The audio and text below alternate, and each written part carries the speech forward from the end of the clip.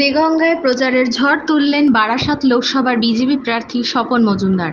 কখনো হুডখোলা জিপে, কখনো পায়ে হেঁটে কিংবা টোটো চালিয়ে সাধারণ মানুষের কাছে হাত জোড় করে পদ্ম ফুলে ভোট চাইলেন স্বপন মজুমদার। টোটোতে বসে তৃণমূল প্রার্থী কাকলি ঘোষ দস্তিদারকে কটাক্ষ করলেন স্বপন মজুমদার।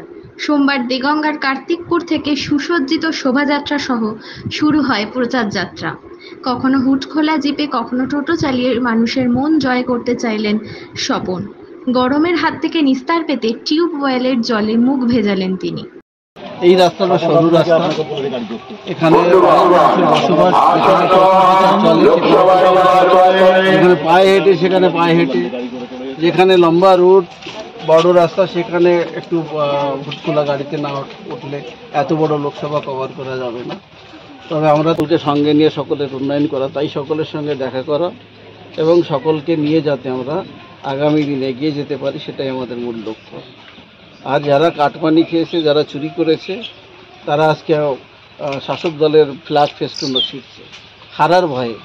হেরে যাওয়ার পরে শেখ শাহজাহানের যে অবস্থা হয়েছে, বাঘের বাচ্চা বিড়ালের বাচ্চা হয়েছে, এখানে আর এক উপপ্রধান আছে, বিড়ালের বাচ্চা কুকুরের বাচ্চার মতন ব্যবহার করছে। আর সেই কুকুরকে আগামী দিনে আমরা নগদ দিয়ে সোজা করবো, তাই বার্তা দেওয়ার জন্য এই টোটো চালিয়ে এখানে এসছি প্রচার করার জন্য। বসে বারাসাতের তৃণমূল কংগ্রেস প্রার্থী আপনাকে বিভিন্ন রকম কুরুচিকর মন্তব্য করছেন বিভিন্ন সভা থেকে, কি কোনোভাবে সমস্যা? উনি রাতের বেলা ওনার ঘুম হচ্ছে না, ঘুমের ট্যাবলেট খেতে হচ্ছে হারার ভয়ে। 15 বছরে যেভাবে লুট করেছে, চুরি করেছে, কাটপানি খেয়েছে, এবার হেরে গেলে কি হবে? শ্রীঘরে যেতে হবে। তৃণমূল মানেই চোর, আর চোরেদের স্থান কোথায়? জেলখানায়।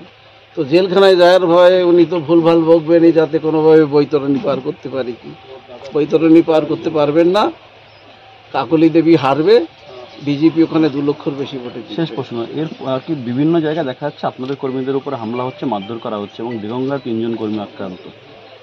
যারা মারধর করছে তাদেরকে কি বলবেন? দেখুন, যারা মারধর করছে তাদেরকে বলছি, আজকে ক্ষমতায় আছেন, কালকে থাকবেন না, এমন কিছু করবেন না। পরবর্তী যে প্রতিশোধ, সেই প্রতিশোধের আগুনে জ্বলতে না হয় আপনাকে।